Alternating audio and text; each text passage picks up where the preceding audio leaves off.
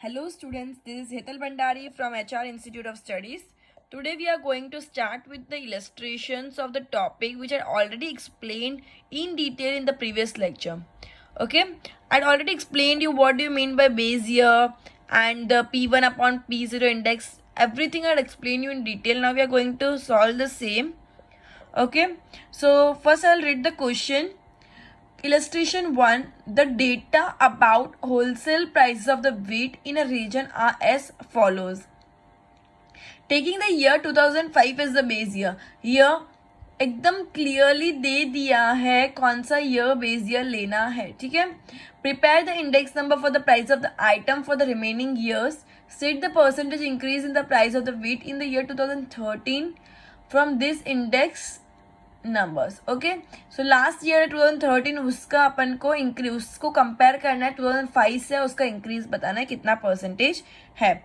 सो 2005, 6, 7, 8, 9, 10, 11, 12, 13 अपन clearly लिख देंगे. उन सब की प्राइस भी क्लियरली दे दी गई है क्वेश्चन के अंदर. अब 2005 को बेस ईयर लेना है तो 2005 का करंट ईयर भी और 2005 का बेस ईयर दोनों सेम रहेगा क्योंकि बेस ईयर में वही लेना है. तो current year 1650 and base year भी 1650. तो ठीक है, 1650 अपॉन 1650 इंटू 100 कर देंगे because percentage change in value ढूंढनी है. ओके, 2007 का सिमिलरली 1690 उस साल का प्राइस है. 2006 का प्राइस क्या है 1690 अपॉन बेस ईयर 2005 लेना है मतलब 1650 इंटू 100 तो 102.42. ये कैलकुलेशन ईजी रहेगा बिकॉज तुमको कैलसी में करना है, खुद से नहीं करना है. ओके, 2007 के अंदर करंट ईयर का प्राइस है 1730 एंड बेस ईयर का प्राइस है 1650 इंटू 100 तो आंसर आएगा 104.85. सिमिलरली 2008 के अंदर करंट प्राइस है 1750 एंड बेस ईयर का प्राइस है 1650. बेस ईयर का प्राइस सबके अंदर 1650 ही रहेगा तो आंसर क्या आएगा 106.06. ठीक है. उसके बाद 2009 के अंदर करंट ईयर का प्राइस है 1810 एंड बेस ईयर है 1650 इंटू 100 इज इक्वल टू 109.70. 2010 के अंदर है 1850 करंट ईयर का, प्रीवियस ईयर का है 1650 इंटू 100 करेंगे तो 112.12. 2011 के अंदर 1870 upon 1650 into 100 is equal to 113.33. 2012 के अंदर 1900 upon 1650 into 100 is equal to 115.15. 2013 के अंदर 1950 upon base year 1650 into 100 is equal to 118.18. इधर तक क्लियर हो गया. नाउ अपन को डिफरेंस ढूंढना है. क्या क्वेश्चन के अंदर क्लियरली क्या बोला था, पहले ये गो थ्रू कर लो एक बार. इधर तक समझ आ गया. अब क्वेश्चन के अंदर क्या बोला, तो जो लास्ट ईयर का डेटा है उस डेटा को 2005 के डेटा के साथ कंपेयर करना है. तो मैं क्या करूंगी 118.18 लास्ट का आया माइनस फर्स्ट का 2005 का क्या आया था 100 तो 118.18 माइनस 100 तो क्या आएगा 18.18%. ठीक है, तो क्या आएगा 18.18%. लास्ट ईयर का क्या आया 118.18 माइनस फर्स्ट ईयर का क्या था 100 मतलब बेस ईयर का. तो जब भी जो साल को कंपेयर करना वो साल के डेटा परसेंटेज वैल्यू में से जो बेस ईयर की परसेंटेज वैल्यू है उसको रिड्यूस करते हैं तो तुम्हारा क्या आ जाता है चेंज इन द वैल्यू. ठीक है, इंक्रीज कितना हुआ है डिक्रीज कितना हुआ वो समझ आ जाएगा. इधर इंक्रीज हुआ 18.18%. Okay, answer will be in percentage because state the percentage increase in the price पूछा है. Okay, switching to the next question. क्या बोला है the prices, let me read the question first. The prices per unit rupees of 6 food items in the year 2014 and 15 are given in the following table. Taking 2014 as the base year, compute the general index number for the price of the food item and state the overall rise in the price of these food items. Overall rise कितना हुआ है वो तुमको बताना है. Taking 2014 as the base year.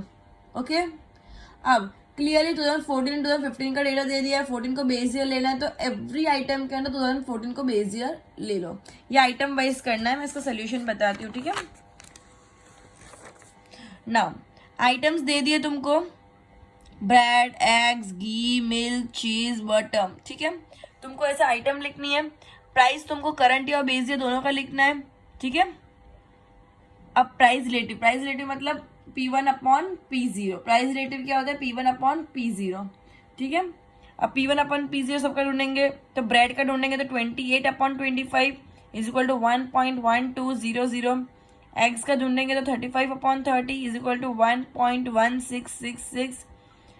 घी का ढूंढेंगे 380 upon 375 तो आया 1.0133। ठीक है, मिल्क का 40 upon 36 is equal to 1.1111। Cheese का 500 upon 440 is equal to 1364।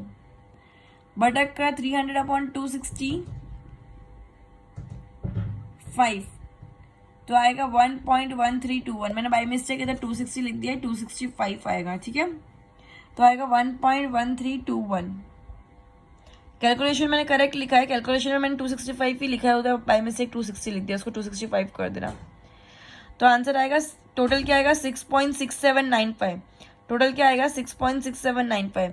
General index number मैंने ऑलरेडी एक्सप्लेन कर लिया इन डिटेल प्रीवियस लेक्चर के अंदर। जनरल इंडेक्स नंबर क्या होता है? P1 अपॉन P0 का समेशन इंटू 100 अपॉन n। ठीक है, तो P1 P0 का समेशन क्या आया?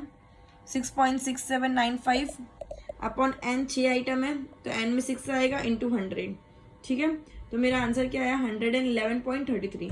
अब इधर भी बोला है कि ओवरऑल राइज 2015 के अंदर कितनी हुई कंपेयर टू 2014। तो मैं क्या करूंगी, अगर इधर 2014 का कुछ भी नहीं दिया है तो मैं 100 ही मानती हूँ। ऐसे भी 100 ही माना जाता है। बेस ईयर के साथ कंपेयर करने में जब इंक्रीज या डिक्रीज ढूंढना होता है तो 100 ही लेते हैं। ठीक है, एक बार गो थ्रू कर लेते हैं।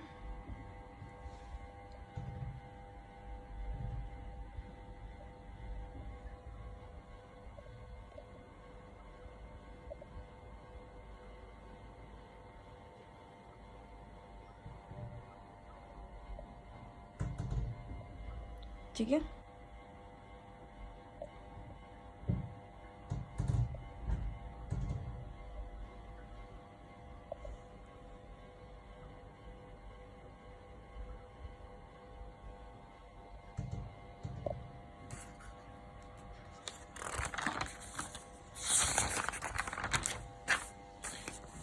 तो general index number is equal to 111.33. Overall rise in the price of the food item is equal to 111.33 minus 100 is equal to 11.33 percentage, because percentage increase or decrease पूछा है। Percentage in the year 2015 as compared to the year 2014. Okay, switching to the next sum.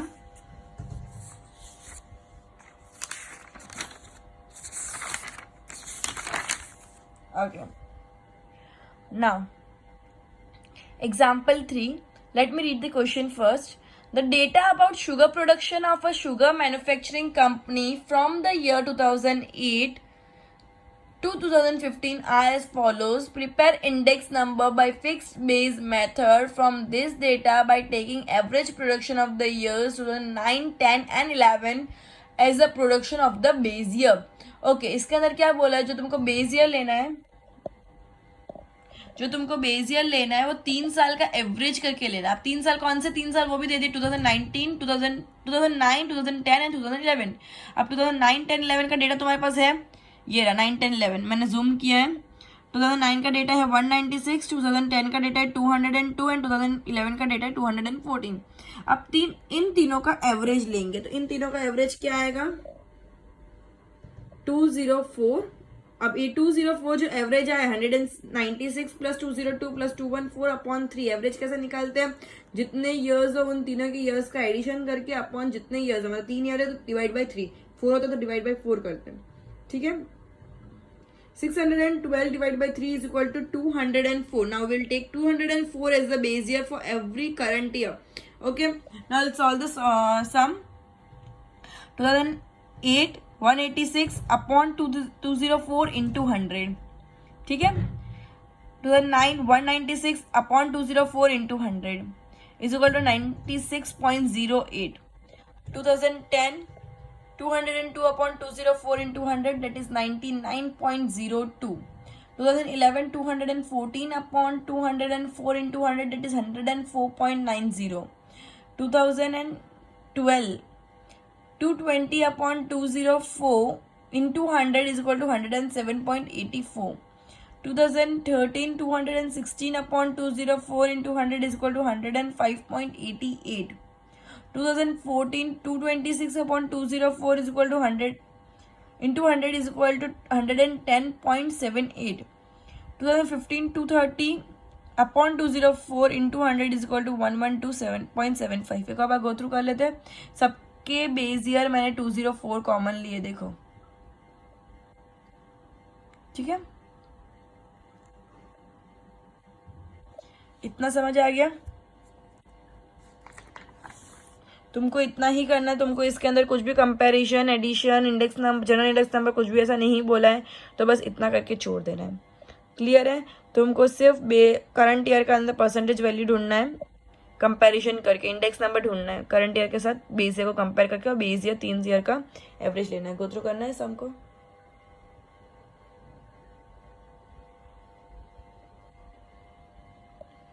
Okay, we'll continue with chain based method in the next lecture. Okay, goodbye for today.